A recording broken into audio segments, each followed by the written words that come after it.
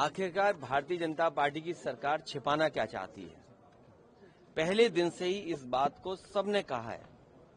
Samajwadi party का भी यही मानना है और समाजवादी पार्टी के साथ साथ आम जनता का ये मानना है, जो कुछ करा धरा है सब भारतीय जनता पार्टी के इशारे पर वहां के प्रशासन ने ये घटना की है। जब एक बार सर्वे के लिए सब सहमत थे, सबने सर्वे कराया, आप दोबारा सर्वे इसलिए कराने गए कि झगड़ा नहीं हुआ। जो लोग नारे लगाते गए उनके खिलाफ क्या कार्रवाई भारतीय जनता पार्टी ने की है? किसी भी दल के नेता को ये जाने नहीं दे रहे। आखिरकार छिपाना क्या चाहते हैं? और प्रशासन की भाषा देखिए, उनके जो अधिकारी हैं, क्या लोकतंत्र में क्या इस तरह का व्यवहार और भाषा हो सकती है अधिकारियों की, जिस तरह की भाषा और व्यवहार का इस्तेमाल हो रहा है वहाँ पर? प्रशासन कह रहा है कि एक डेट बताई गई 10 तारीख, उसके बाद जाए, उसके बाद तक जाना है। अच्छा, 10 तारीख तक जाने क्या क्या छिपा देंगे? जाने कितना दबाव बना देंगे लोगों पर? आपके पास वो वीडियोज होंगे जहां पर प्रशासन दबाव बना रहा है कि ये भाषा बोलिए, ये बताइए। आप प्रशासन ये बताएगा कि ये बोलना पड़ेगा पीड़ित को? अखिलेश जी, आप कह रहे हैं कि इसमें साजिश है। पहले दिन से हमने एक नई थ्योरी निकल कर आई है, यूपी पुलिस की कुछ फॉरेन पाकिस्तान के कारतूस मिले। देखिए, ये उत्तर प्रदेश की पुलिस का कमाल है और ऐसा कमाल नहीं है। आप उत्तर प्रदेश की कई घटनाओं की छानबीन करोगे आप तो बहुत सारे इस तरह के कमाल आपको देखने को मिलेंगे।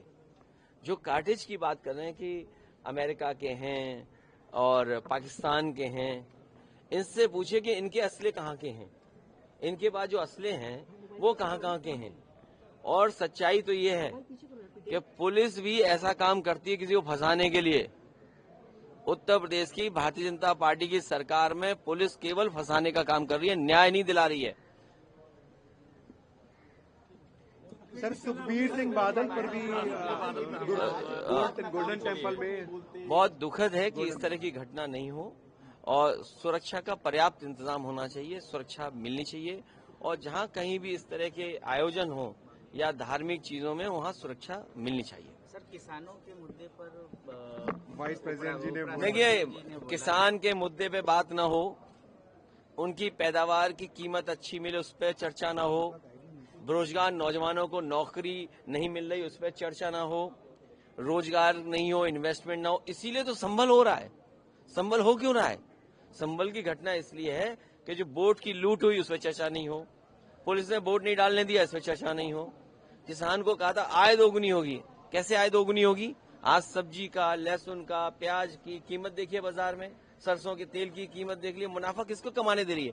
ये मुनाफाखोरी जो बीजेपी की है और जो चंदा चोरी का जो व्यवस्था है उसकी वजह से देश में महंगाई है। कि चाहे समाजवादी पार्टी हो चाहे कांग्रेस पार्टी हो, संभल के मामले में जो राजनीति करना चाहते हैं तो इनको राजनीतिक उत्थान नहीं, इनका राजनीतिक पतन होगा।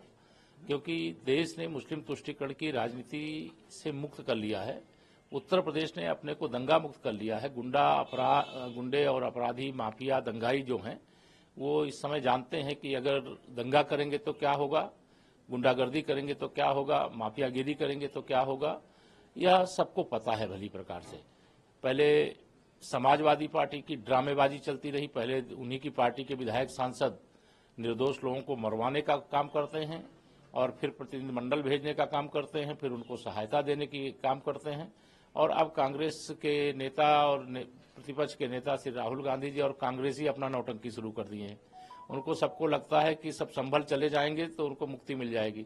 मैं आपको बता रहा हूं, सपा हो चाहे कांग्रेस हो, ये दोनों को इसका बहुत खामियाजा भुगतना पड़ेगा।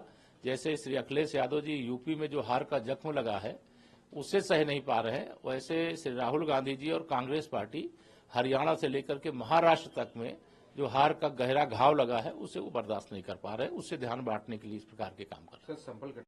है, उसमें कुछ अमेरिकन पैलेट्स भी हैं और वो खोखे हैं और पाकिस्तानी भी हैं। ये गंभीर चिंता का विषय है और उसकी जांच हो रही, न्यायिक जांच भी हो रही, पुलिस भी जांच कर रही है और जांच करके जो उसके असली अपराधी होंगे उनको खोज निकाला जाएगा, उनके खिलाफ कानून के हिसाब से कठोरतम कार्रवाई सुनिश्चित की जाएगी। सवाल है, जहां एक तरफ ये विदेशी पिस्टल उनके खोखे मिलते हैं, लेकिन उस दूसरी तरफ सदन में अखिलेश यादव पुलिस को घेरते और कहते हैं पुलिस के खिलाफ हत्या का मुकदमा चल रहा है। देखिए, वो गुंडों, अपराधियों, माफियाओं, दंगाइयों के सरदार हैं और फर्जी पीडीए की बात करके प्रदेश की जनता को गुमराह करने का काम किए हैं।